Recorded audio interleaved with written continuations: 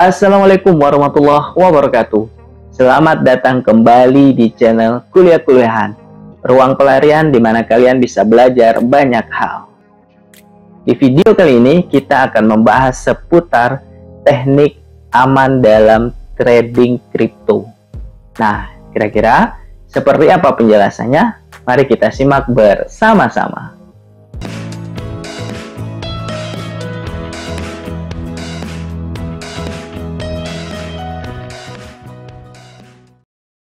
Oke teman-teman, kita langsung ke penjelasannya.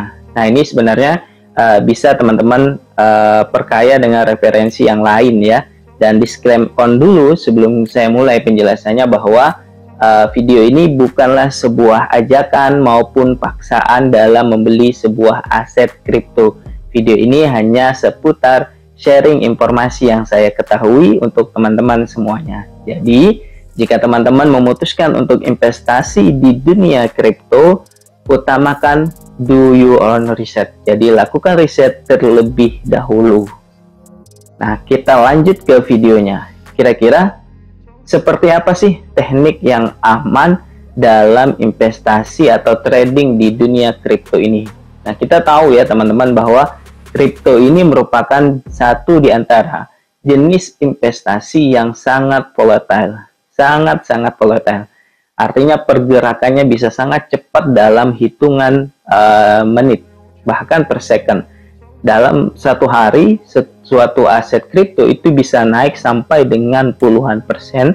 Begitu juga bisa turun juga sampai dengan puluhan persen. Nah, makanya sangat penting untuk kita, terutama pemula seperti saya, mengetahui teknik aman dalam bermain atau dalam trading di investasi kripto.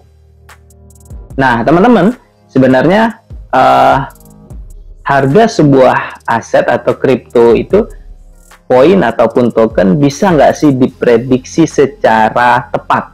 Nah, untuk diprediksi secara tepat, teman-teman, 100% itu nggak mungkin sebenarnya, karena kenapa tadi? Sangat banyak faktor-faktor yang dapat mempengaruhi harga sebuah aset. Jadi untuk diprediksi secara akurat, tepat 100% untuk di dunia kripto ini sangat tidak mungkin. Makanya kita hanya memerlukan strategi yang aman untuk bermain atau untuk trading di dunia kripto ini, sehingga ketika kita memutuskan untuk membeli aset tersebut atau token tersebut, kita sudah berada di level titik terbawah. Kemudian ketika kita memutuskan untuk menjualnya, kita sudah berada di level tertinggi. Nah, seperti itu teman-teman. Nah, salah satu teknik strategi yang aman yang bisa kita gunakan dalam trading kripto, ini juga bisa kita gunakan di trading saham ya teman-teman, ataupun emas misalnya juga bisa. Nah, kita sering sebut dengan dollar cost averaging. Nah, seperti apa sih dollar cost averaging itu? Kok dia bisa menjadi salah satu teknik aman gitu untuk bermain atau trading di dunia kripto? DCA ini teman-teman adalah mudahnya kita menyebarkan transaksi investasi kita dalam waktu tertentu dalam jumlah yang sama. Nah, di sini kita tidak melakukan all in terhadap dana yang kita miliki. Nah, contohnya gimana? Contohnya, kita punya uang 1 juta sebagai modal kita untuk trading di dunia kripto. Nah, dollar cost averaging itu menyebarkan 1 juta itu dalam beberapa titik. Misalnya, di buy pertama kita di 200.000. Buy kedua, di structure kedua misalnya kita di 200.000 lagi. Di buy ketiga atau entry yang selanjutnya kita sama di 2.000 lagi. Nah, atau di 200.000 lagi. Nah, seperti itu teman-teman. Sementara ketika kita all in, tentu resiko akan lebih besar ketimbang kita melakukan dollar cost averaging.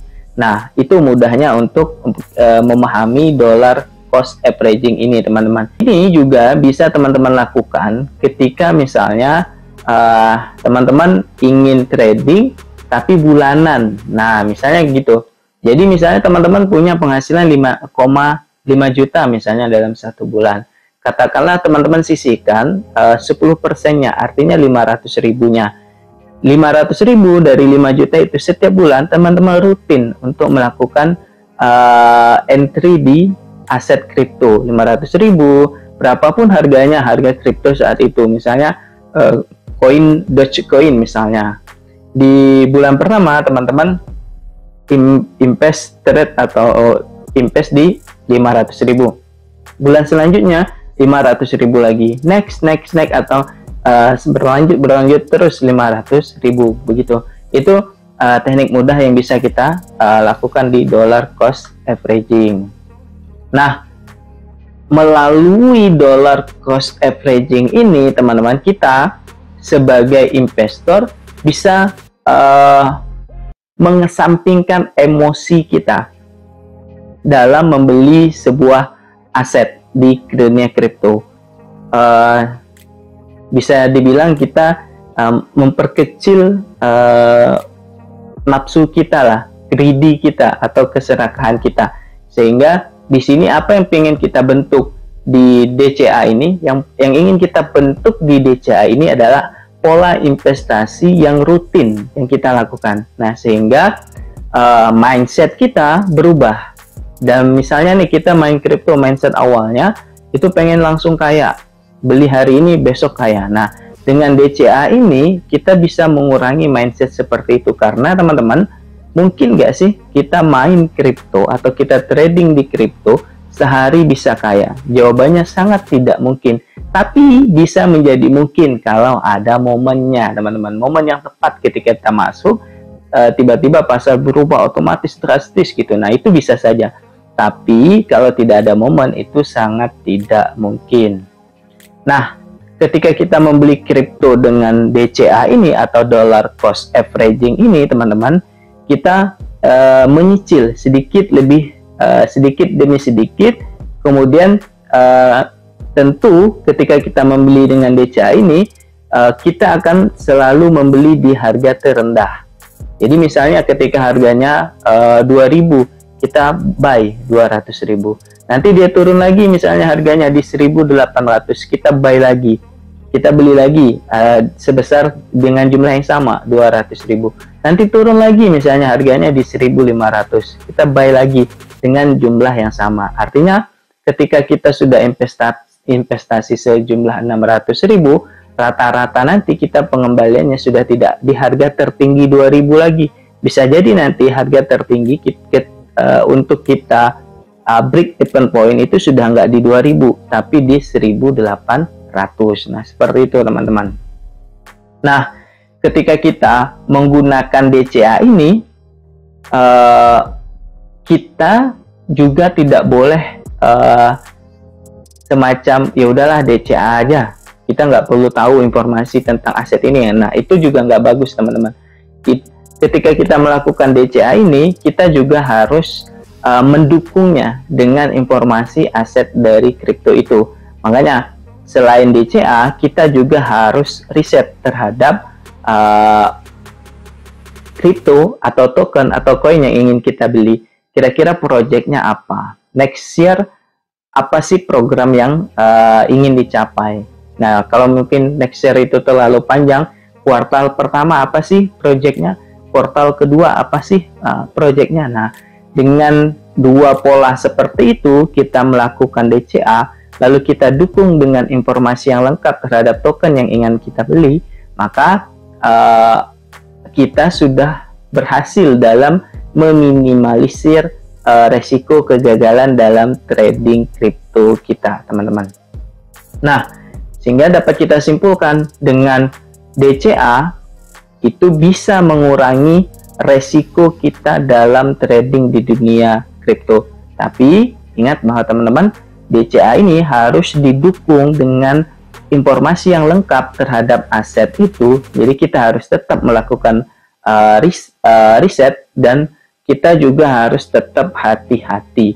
Dan sedikit demi sedikit kita coba untuk belajar fundamental dari aset itu, kemudian belajar membaca candlestick-nya, itu kita kira titik supportnya di mana, titik resistennya gimana. Nah, itu kita lengkapi pengetahuan kita pelan-pelan selain dengan DCA itu. Nah, demikian teman-teman penjelasan saya kali ini terkait dengan dollar cost averaging.